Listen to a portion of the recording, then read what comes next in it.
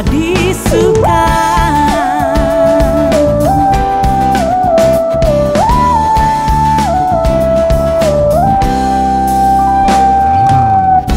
Tak pernah dia janji hari kan panas, tak pernah dia janji pasti ada hujan. Tapi dia berjanji memberi kekuatan bila topan ganas melandamu. Serahkanlah, serahkanlah, oh, serahkan pada Yesus segala beban yang menindih hidupmu. Serahkanlah, serahkanlah, oh, serahkan pada Yesus. Dia akan ganti segala duka menjadi suka.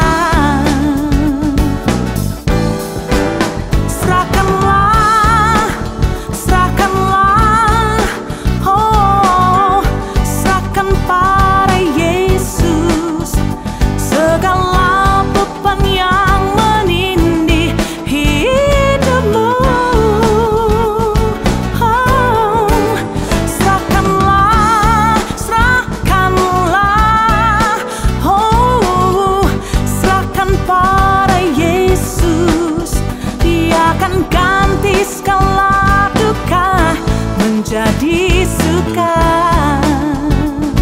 oh, Dia akan ganti segala duka menjadi suka, oh, Dia akan ganti segala duka menjadi suka.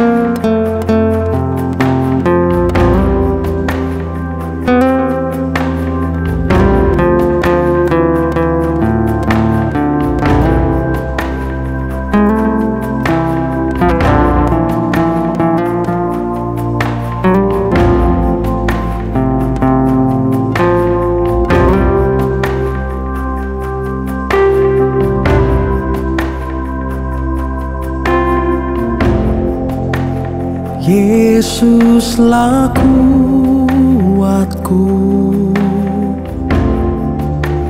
Yesus penolongku,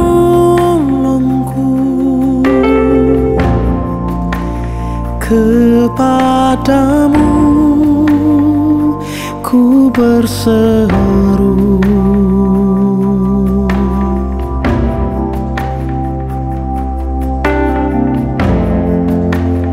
Yesus perisaiku, ku serahkan hidupku. Yesuslah segalanya bagiku.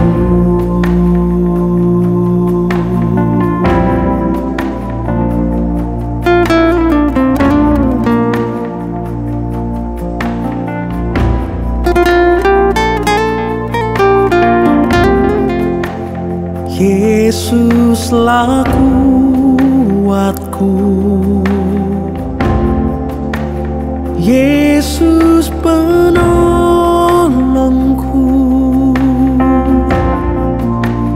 kepadamu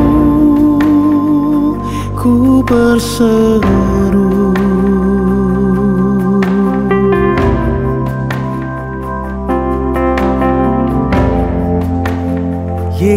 Yesus perisaiku,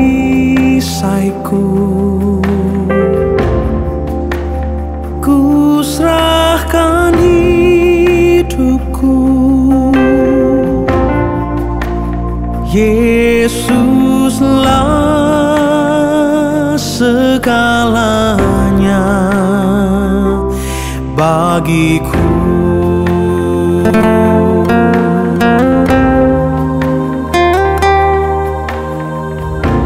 Sungguh di dalam hidup kami, Engkau menjadi kekuatan dan sukacita.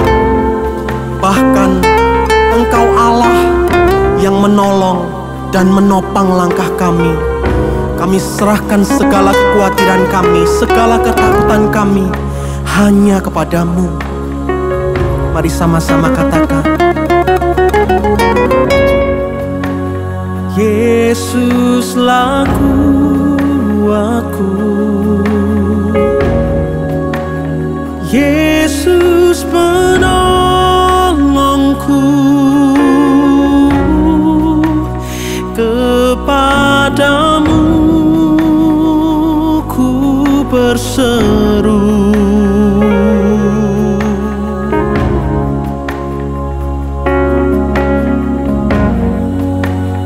Yesus perisaiku,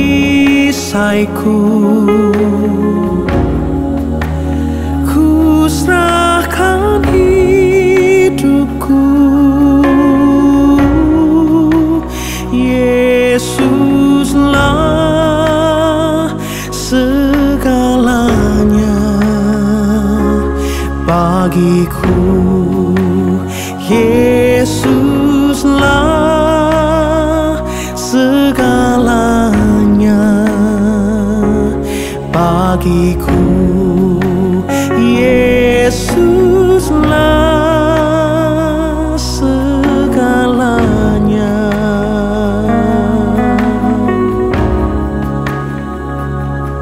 bagiku.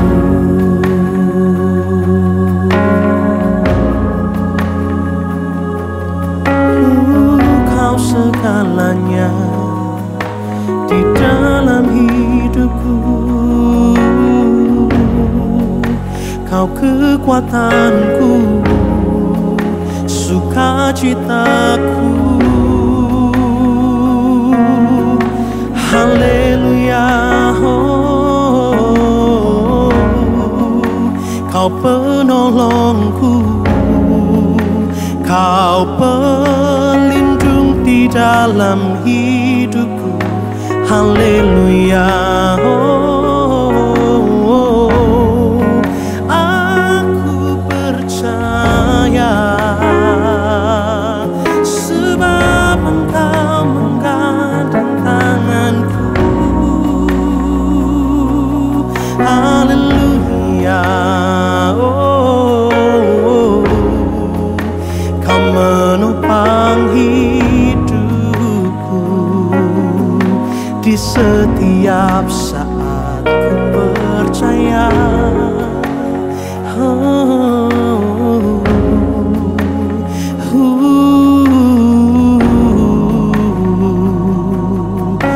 ku berserah padamu Tuhan.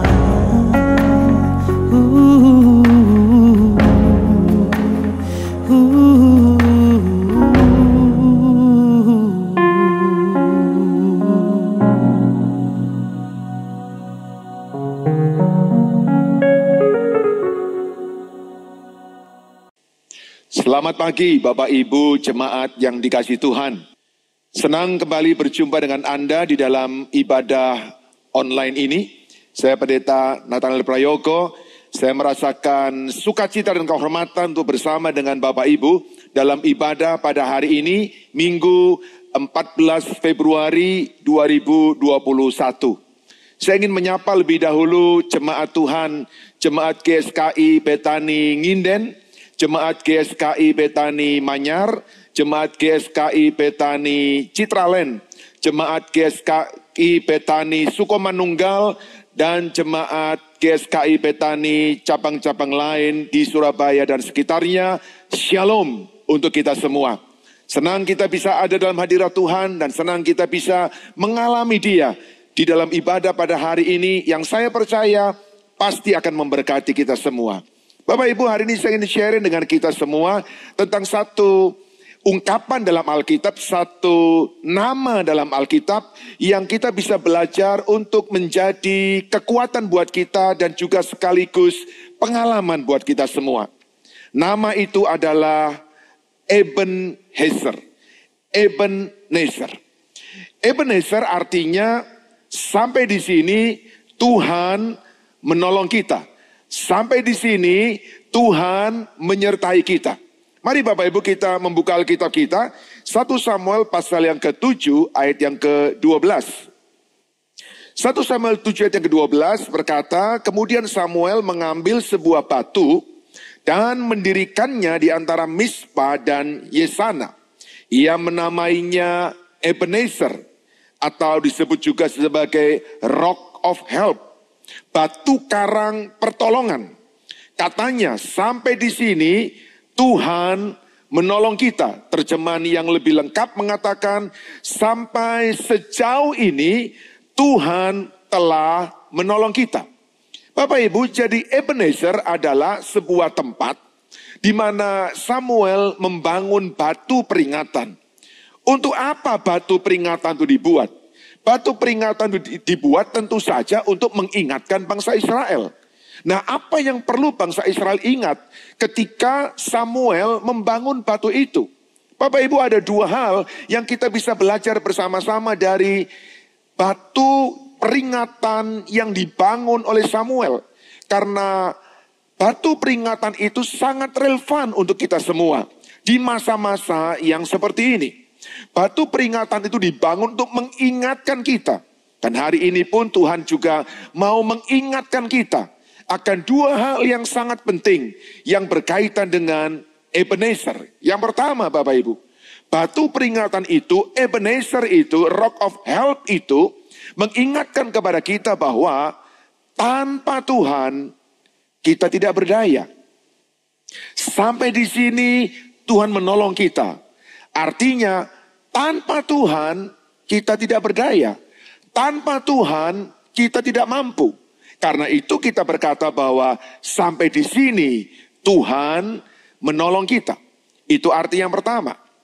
Arti yang kedua adalah karya Tuhan akan berkelanjutan. Sampai di sini Tuhan menolong kita bukan berarti berhenti di sini. Sampai di sini Tuhan menolong kita artinya hari ini Dia menolong kita, tetapi pertolongannya akan berkelanjutan. Memang tidak sekaligus, memang tidak segera diberikan pertolongan tuntas, tetapi Dia memberi pertolongan kepada kita sehari demi sehari demi sehari, dan setiap akhir daripada suatu hari kita berkata, Ebenezer, sampai di sini Tuhan menolong kita. Bapak Ibu, yang menarik adalah bahwa batu peringatan ini dibangun di Mispa. Mispa artinya Tuhan memperhatikan. Nah, dengan kata lain adalah Tuhan memperhatikan setiap hari-hari kita. Tuhan memperhatikan sikap hati kita. Tuhan memperhatikan perkataan kita. Tuhan memperhatikan kesimpulan hati kita. Dan Dia ingin supaya setiap hari ketika kita melewati pergumulan, tantangan, kesulitan, kita akhirnya berkata bahwa kalau saya sampai pada hari ini, itu karena Tuhan yang menolong saya. Tuhan yang menyertai saya. Dan saya percaya bahwa kalau hari ini pertolongan Tuhan ada, maka besok pertolongan Tuhan juga ada. Minggu depan pertolongan Tuhan akan ada. Dan bulan depan pertolongan Tuhan akan tetap ada. Karena Dia adalah Allah yang selalu siap untuk menolong kita. Mari kita melihat dua hal ini Bapak Ibu dengan lebih mendalam lagi untuk memberi kepada kita sebuah arah, guidance dalam hidup kita, terutama di hari-hari yang sulit seperti ini. Ebenezer, yang pertama adalah Tuhan mengingatkan kepada kita bahwa tanpa Dia kita tidak berdaya. Saudara-saudara, satu hal yang saya sangat percaya Tuhan sedang ajarkan kepada semua umat manusia dan khususnya kepada anak-anak Tuhan, kepada gereja Tuhan adalah bahwa di masa pandemi ini kita sangat membutuhkan Tuhan. Sangat membutuhkan Tuhan. Saya percaya ada orang-orang yang hari ini masih berdebat bahwa pandemi ini sesungguhnya ada atau tidak. Berita-berita di televisi itu sesungguhnya nyata atau hoax. Saya ingin berkata bahwa orang-orang yang sedemikian adalah orang-orang yang bukan hanya berpikir berbeda dengan kebanyakan orang, tetapi orang-orang yang secara tidak langsung menyatakan kepada Tuhan bahwa dia sanggup melewati hari-harinya dengan kekuatannya. Dan itu sangat berbahaya Bapak Ibu. Siapapun kita mengerti bahwa hari-hari ini adalah hari yang sulit. Penuh dengan tantangan, penuh dengan bahaya. Kita sedang berhadapan dengan sesuatu yang tidak nampak dengan mata kita. Musuh kita tidak kelihatan, bahaya kita tidak bisa kita deteksi. Karena itu, menjadi sebuah keharusan dalam hati kita untuk menyatakan bahwa tanpa Tuhan kita tidak berdaya. Dan sesungguhnya memang tanpa Tuhan kita tidak berdaya Bapak Ibu. Yang pertama, kita tidak berdaya untuk melawan kuasa dosa. Dosa selalu mengincar kita. Kita ada dalam pertempuran yang tidak imbang. Iblis bisa melihat kita. Dia tahu kelemahan kita. Dia tahu bagian-bagian yang kita mudah jatuh rentan. Dan kita tidak bisa melihat bagaimana dia menyerang kita. Itu sebabnya saya berkata kepada kita, kita membutuhkan Tuhan. Supaya hidup ini tidak selalu dijadikan permainan oleh iblis. Selalu jatuh bangun dalam lubang yang sama. Jatuh bangun dalam godaan yang sama, dalam jerat yang sama. Yang pada akhirnya hanya memberikan duka cita, air mata, dan berbagai macam persoalan. Wahyu pasal yang kedua ayat yang kelima. Alkitab mengingatkan kepada kita sebuah peringatan kepada jemaat di Efesus. Sebab itu ingatlah betapa dalamnya engkau telah jatuh. Saudara-saudara, di dalam hidup kita cenderung untuk senang mengingat keberhasilan kita. Senang mengingat kesuksesan kita. Jarang di antara kita yang senang untuk mengingat-ingat kegagalan kita. Tetapi ayat ini dengan jelas diingatkan kepada jemaat Tuhan dan juga kepada kita semua tentang kejatuhan di waktu yang lalu. Tentu saya percaya maksud Tuhan bukan untuk membawa kita tenggelam dalam kejatuhan. Atau membuat kita terperangkap di dalam kegagalan kita. Tetapi supaya kita ingat bahwa kita pernah jatuh. Dan supaya kita bertobat. Tapi sekaligus juga ingatkan kita bahwa tanpa Tuhan kita tidak berdaya. Bapak Ibu adalah hal yang sangat berbahaya ketika seseorang mulai merasa kuat. Alkitab berkata dengan jelas siapa yang merasa dirinya kuat, bersiap-siaplah untuk jatuh. Jadi ketika kita ingat bahwa kita adalah orang berdosa, kita adalah orang-orang yang telah pernah menyakiti hati Tuhan, tenggelam di dalam lumpur dosa. Tapi bersyukur puji Tuhan, Tuhan telah menyelamatkan kita, Tuhan telah memulihkan kita, dan kita ingat bahwa kita adalah orang berdosa. Itu akan menolong kita untuk berhati-hati dengan dosa. Yesaya pasal yang ke-46 ayat yang ke-8. Kembali diperingatkan kepada bangsa Israel, ingatlah akan hal itu dan jadilah malu. Pertimbanganlah dalam hati, hai orang-orang pemberontak. Saudara, sekali lagi disarankan kepada kita bahwa ada baik untuk kita mengingat bahwa kita adalah orang-orang berdosa, orang-orang pemberontak, orang-orang yang tadinya melukai dan menyakiti hati Tuhan. Untuk apa? Bukan supaya kita tinggal dalam penyesalan, tapi justru supaya kita berhati-hati, jangan kembali lagi di dalam dosa yang sama. Kita tidak berdaya melawan kuasa dosa. Yang kedua, saudara, kenapa kita tidak berdaya tanpa Tuhan? Oleh karena kita tidak berdaya menghadapi musuh. Berbagai situasi, keadaan tidak bersahabat dengan kita. bisa orang, bisa situasi, bisa peraturan, bisa kebijakan, bisa sebuah sistem yang memang bekerja tidak sejalan dengan keinginan kita. Dan tantangan itu seringkali membuat kita menjadi tidak berdaya. Saudara, kisah di dalam Ebenezer ini sesungguhnya dimulai dengan 1 Samuel pasal yang keempat, ayat yang kedua. Saudara, dalam 1 Samuel pasal yang keempat telah disebutkan Ebenezer juga. Tetapi bedanya adalah bahwa di 1 Samuel pasal yang keempat, Israel mengalami kekalahan yang sangat menyakitkan. Mari kita lihat sama-sama. 1 Samuel pasal yang keempat, ayat yang kedua. Orang Filistin mengatur barisannya berhadapan dengan orang Israel. Ketika pertempuran menghebat, terpukullah kalah orang Israel oleh orang Filistin itu yang menewaskan kira-kira 4.000 orang di medan peperangan itu. Mereka bertempur, mereka perang, Israel mengalami kekalahan yang sangat menyakitkan, 4.000 orang. Jumlah yang besar Bapak Ibu pada zaman itu. Dan bukan cuma 4.000 orang yang tewas dalam peperangan, tetapi 4.000 orang tentara yang sudah dilatih, yang punya kemampuan perang.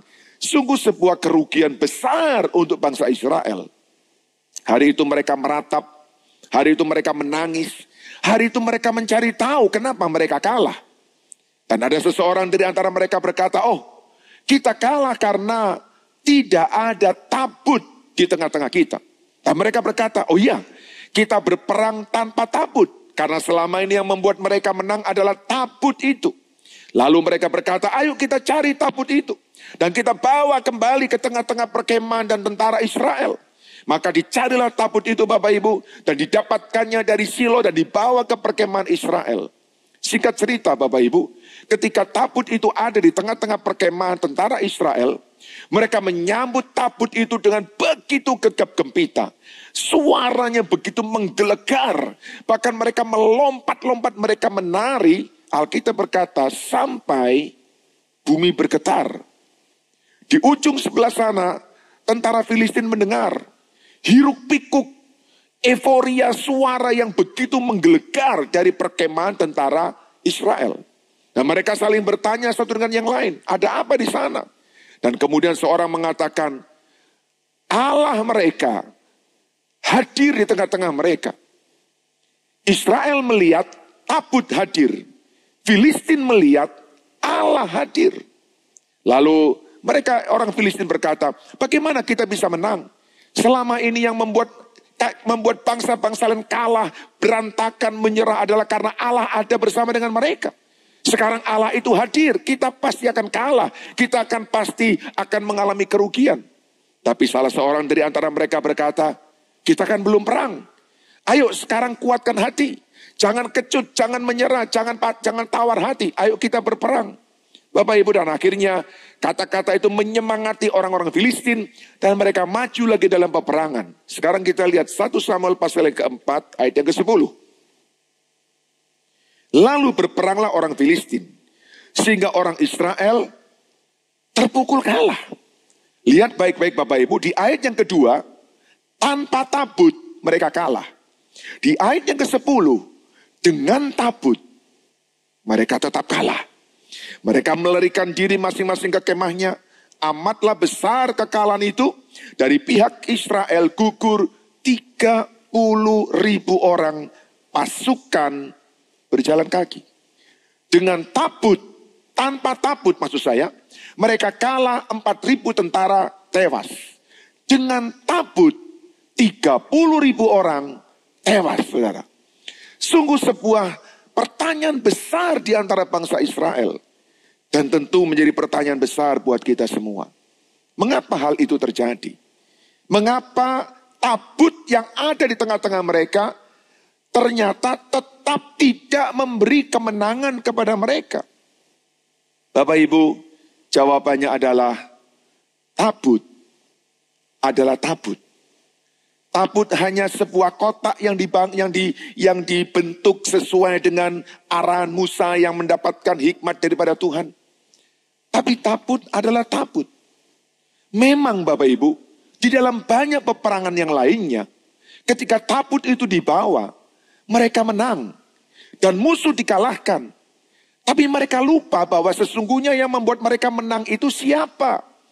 Mereka berpikir sampai kemudian, sampai pada sebuah kesimpulan bahwa tabut itu yang membuat mereka menang.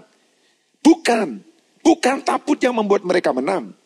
Allah yang membuat mereka menang. Jadi artinya, kalau tanpa Allah, walaupun ada tabut, mereka mengalami kekalahan. Saudara, berapa sering kita juga mengalami hal yang sama?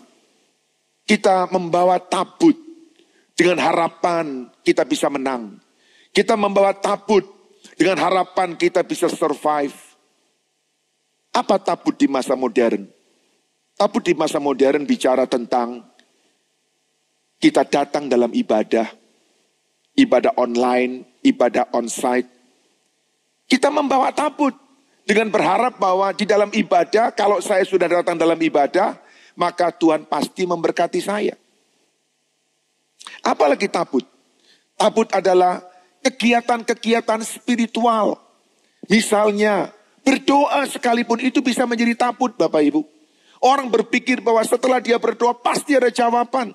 Saudaraku yang dikasih Tuhan, yang penting itu bukan ibadahnya, bukan doanya, bukan pelayanannya, bukan persembahannya.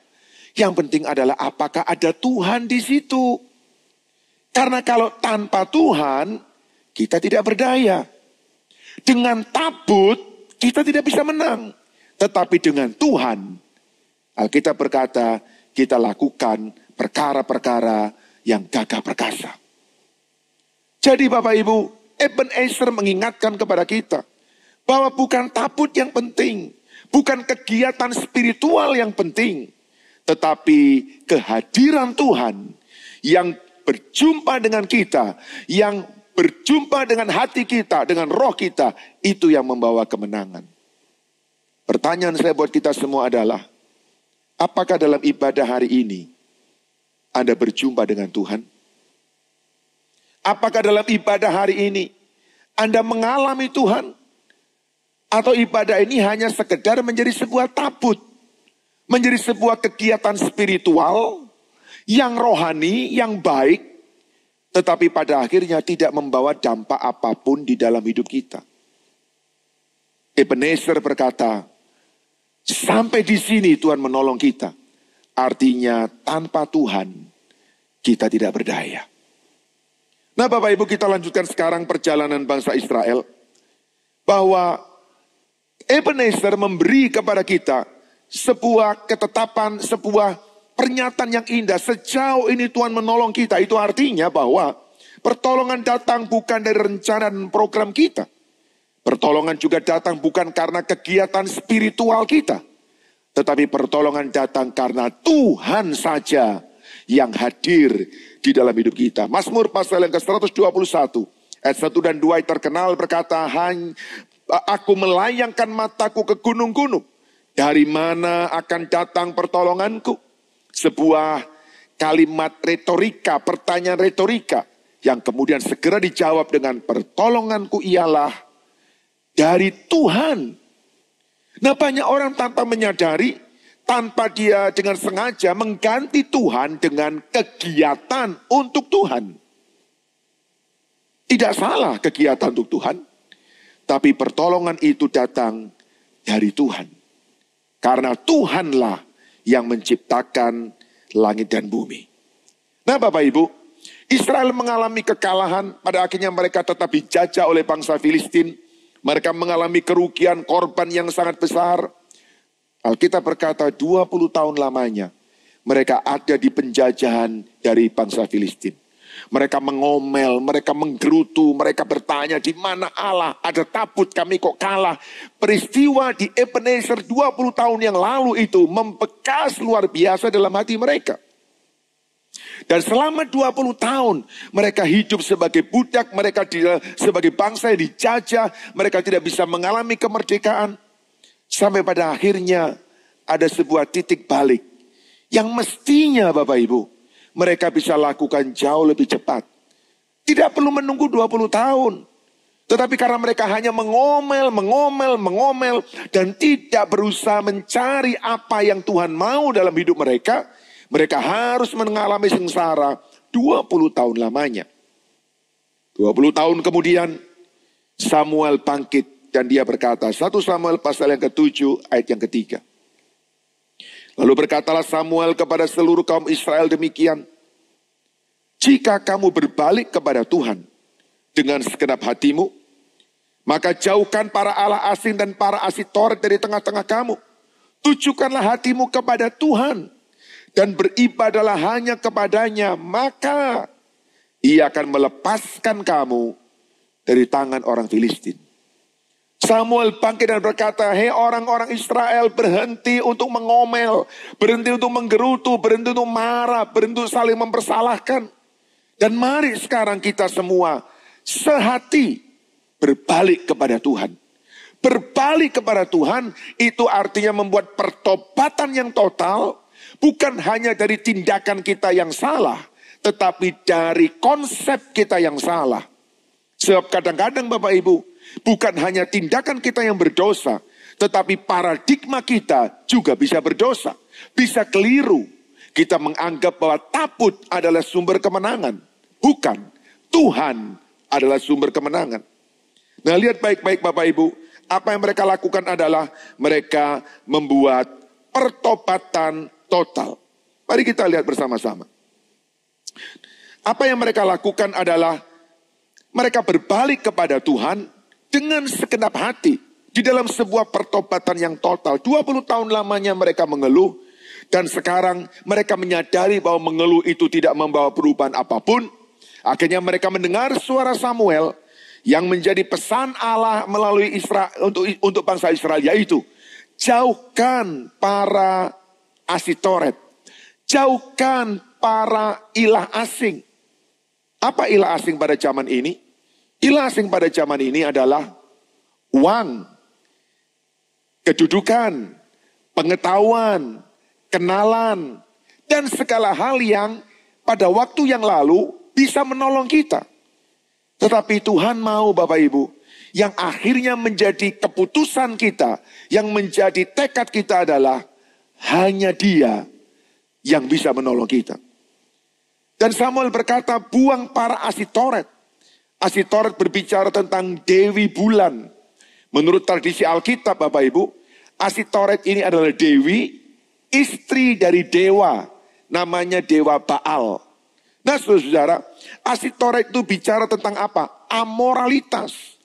Amoralitas berbicara tentang segala sesuatu yang tidak bermoral. Iya, sesuatu yang melanggar moral, tindakan-tindakan yang berseberangan dengan moral, Bapak Ibu. Iya, bisa berupa hal-hal yang di dalam hubungan antara pria dan wanita, bisa berbicara tentang kebiasaan-kebiasaan yang buruk, pikiran-pikiran yang kotor. Saudara, itu yang seringkali tanpa kita sadari mengganggu, merusak rencana Tuhan yang besar, kemenangan yang Tuhan telah berikan kepada kita. Saya membaca sebuah survei Bapak Ibu. Di masa pandemi di mana orang tidak banyak untuk bisa keluar dan stay at home. Ternyata di internet Bapak Ibu. Iya, situs-situs yang dewasa ternyata mendapatkan jumlah pengunjung yang melimpah ruah dibandingkan dengan masa sebelum pandemi. Dan mungkin di dalamnya termasuk orang percaya. Anak-anak Tuhan. Dewi Asitoret harus dibuang. Pertobatan itu berupa tindakan Bapak Ibu. Bukan hanya penyesalan.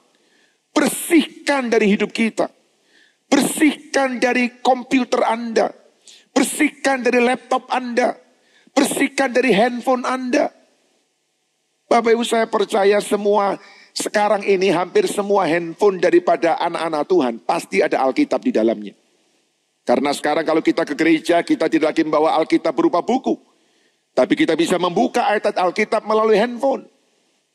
Apakah layak kalau di handphone yang sama, di mana di dalamnya ada ayat, ada Alkitab, tapi di dalamnya juga ada Asitoret? Kita harus membersihkan Kenapa Bapak Ibu? Karena kemenangan itu hanya bisa datang setelah kita membuat pertobatan total. Israel menggerutu, mencari tahu kenapa mereka kalah. Mereka berpikir ini, itu, dan sebagainya. Tidak membawa kemenangan. Kemenangan hanya bisa datang setelah ada pertobatan total. Dan yang luar biasa adalah Bapak Ibu, ketika Asitoret disingkirkan, ketika Dewi dari Filistin disingkirkan, ternyata mereka bisa memenangkan peperangan. Saya beritahu kepada kita semua, ketika dosa disingkirkan, kemenangan diberikan Tuhan kepada kita. Ketika dosa dibersihkan, mujizat terjadi kepada kita. Apa yang Allah kerjakan dari Allah yang kudus tidak mungkin bisa dicampur dengan dosa dan dengan kenajisan. Itu sebabnya dalam 1 Samuel 7 yang keempat dikatakan kemudian Israel menjauhkan para Baal dan para Asitoret dan hanya beribadah kepada Tuhan saja. Ini sebuah tindakan pertobatan total. Bapak Ibu, saya percaya masa pandemi salah satu tujuan Tuhan buat gereja Tuhan adalah pertobatan total, pembersihan total. Dan saya ingin mengajak kita semua, ayo ikut selaras dengan apa yang Tuhan mau. Karena saya percaya ketika hidup kita bersih, Bapak Ibu bagaimanapun juga, hidup yang bersih adalah hidup yang sehat. Hidup yang bersih adalah hidup yang aman. Hidup yang bersih pasti membuat hidup menjadi lebih tenang. Ayo bersihkan Asitoret, bersihkan Baal, bersihkan ilah-ilah asing dari hidup kita. Yang kedua, ada titik balik yang kedua yang menarik sekali adalah dalam 1 Samuel pasal yang ke-7 ayat 5 dan yang ke-6. Dikatakan begini. Lalu berkatalah Samuel, kumpulkanlah segenap orang Israel ke Mispa. Maka aku akan berdoa untuk kamu kepada Tuhan. Aku akan berdoa untuk kamu kepada Tuhan. Nah, setelah mereka berkumpul di Mispa, mereka menimba air dan mencurahkannya di hadapan Tuhan. Menunjukkan sebuah doa yang mencurahkan hati. Doa yang betul-betul habis-habisan dengan Tuhan. Nah, mereka juga berpuasa pada hari itu. Dan berkata, kami telah berdosa kepada Tuhan. Dan Samuel menghakimi orang Israel di Mispa. Hal kedua setelah mereka bertobat total adalah mereka membangun hidup doa mereka. Dan saya percaya ini juga yang Tuhan mau di masa pandemi kita mengalaminya. Yaitu sebuah pembersihan total supaya kemudian kita bisa membangun hidup doa kita dengan murni. Saudara, di awal ketika pandemi terjadi, ada banyak hamba-hamba Tuhan dan termasuk saya juga setuju. Saya percaya Tuhan sedang membawa gerejanya untuk menggenapkan 2 Tawarik pasal 7 ayat yang ke-14. Yang di dalamnya juga ada panggilan tentang doa. Mari kita lihat. 2 Tawarik pasal yang ke-7 ayat yang ke-14. Dan umatku yang atasnya namaku disebut, merendahkan diri, berdoa, dan mencari wajahku. Lalu berbalik dari jalan-jalannya yang jahat. Maka aku akan mendengar dari sorga dan mengampuni dosa mereka serta memulihkan negeri mereka. Bapak Ibu, pemulihan negeri sangat berkaitan dengan doa yang dinaikkan oleh umat Tuhan. Tetapi doa yang seperti apa? Doa yang diawali dengan pertobatan yang total. 2 Tawarik 7 ayat yang ke-14 memberi kepada kita panggilan Tuhan. Suara teriakan dari sorga kepada gereja Tuhan. Yang pertama, panggilan untuk hidup takut akan Tuhan. Merendahkan diri. Mungkin selama ini di waktu yang lalu kita sudah lupa diri. Dengan berkat Tuhan kita lupa diri. Dengan kesuksesan yang Tuhan berikan kepada kita, kita lupa diri. Dengan kenyamanan hidup yang ada, kita lupa diri. Tuhan panggil kita untuk kembali merendahkan diri. Supaya kita hidup takut akan Allah. Yang kedua, ada panggilan untuk kita bersekutu dengan Allah. Melalui doa kita. Saya percaya ini menjadi sebuah sasaran yang Tuhan mau ada di dalam gerejanya. Yang ketiga, panggilan untuk menemukan kembali kehendak Allah, yaitu mencari wajah Allah. Yang keempat, panggilan untuk hidup kudus, berbalik dari jalan-jalan yang jahat. Dua konsep utama, dua tindakan utama yang Tuhan mau lakukan, persis seperti yang Israel lakukan, yaitu bertobat dan berdoa, akan membuat Ebenezer dengan kekalahan menjadi Ebenezer dengan kemenangan. Karena pada akhirnya 2 Tawarik 7:14 berkata, kalau kita menjawab 4 panggilan itu, maka Allah akan melakukan pemulihan. Bukan hanya untuk hidup kita, tapi untuk negeri kita. Saya mengajak kita semua umat Tuhan, gereja Tuhan, ayo kita sama-sama mendukung pemerintah melalui doa kita. Karena itu yang bisa kita lakukan.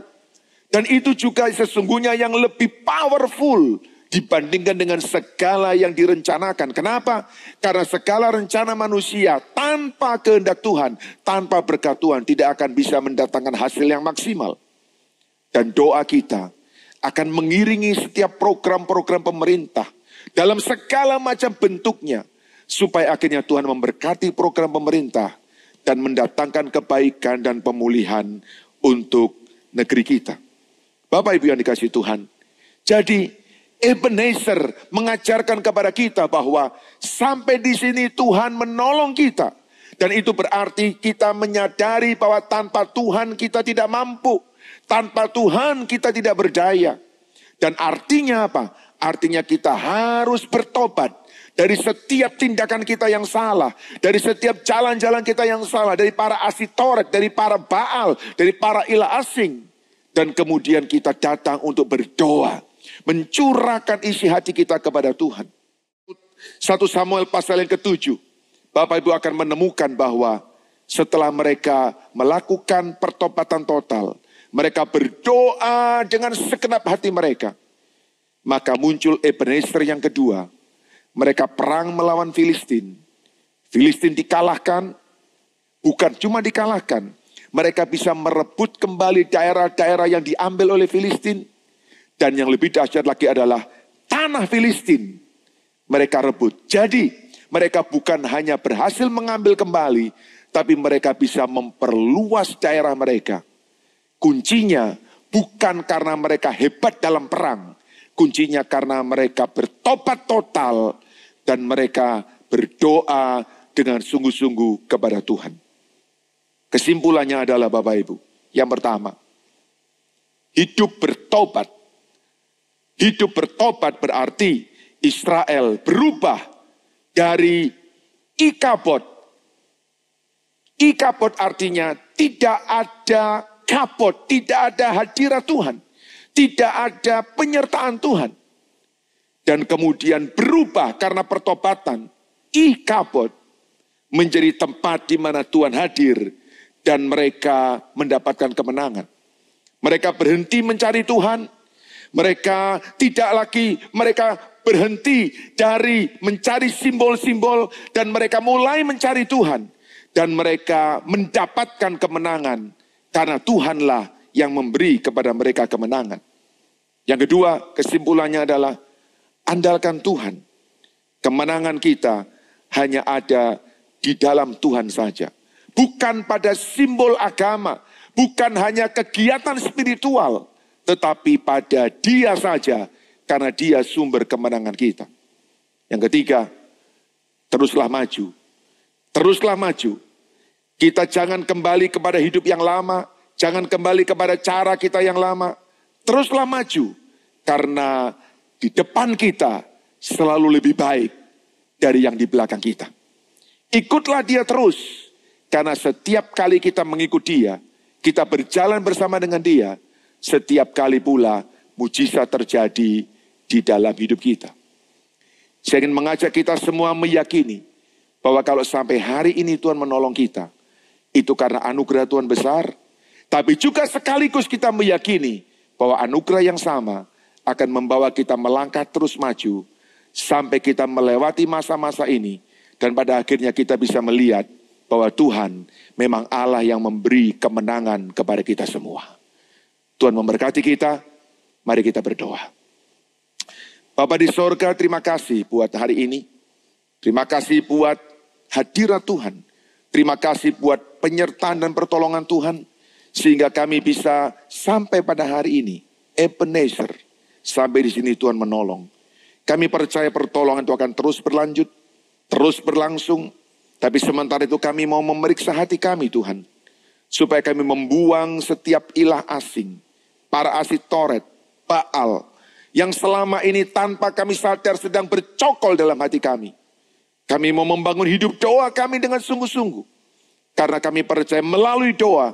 Ada banyak hal ilahi yang bisa terjadi di atas muka bumi ini. Terima kasih Tuhan. Kami percaya kasih setia Tuhan yang menolong kami sampai dengan hari ini adalah kasih setia Tuhan juga yang akan menolong kami melewati hari-hari di depan kami.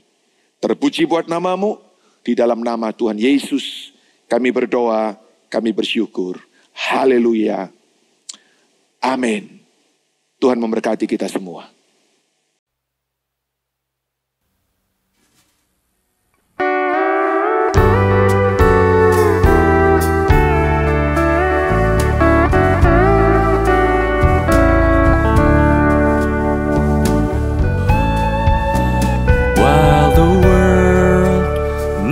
Upon me as I struggle alone.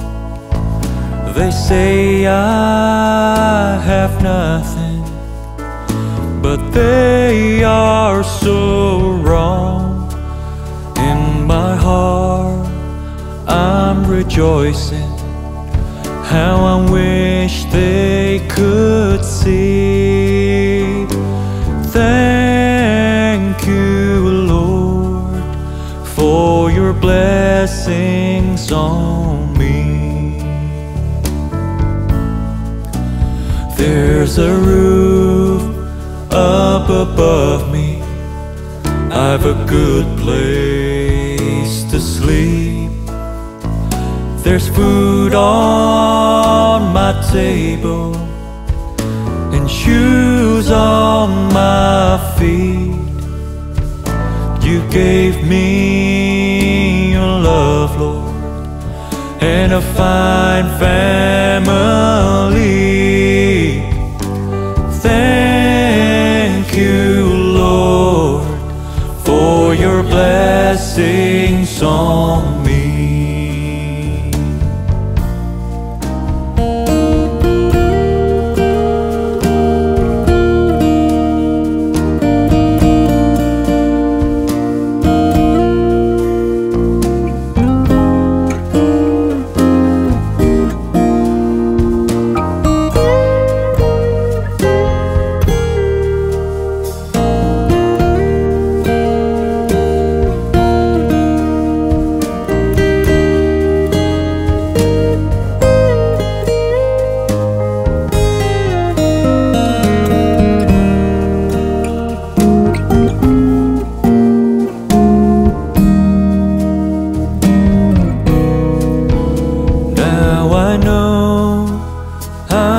Wealthy, and these clothes, they're not new.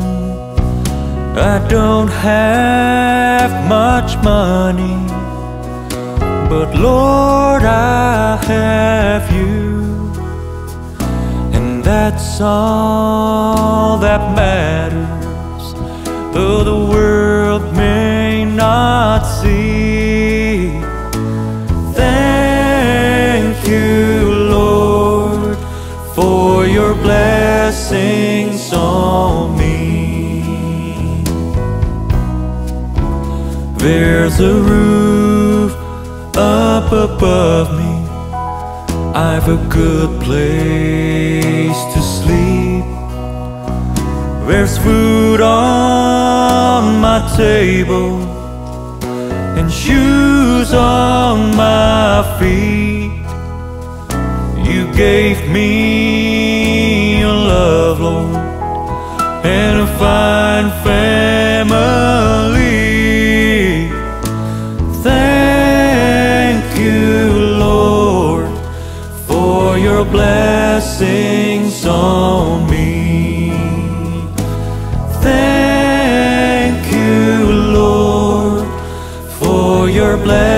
blessings on me. Thank you, Lord, for your blessings on me.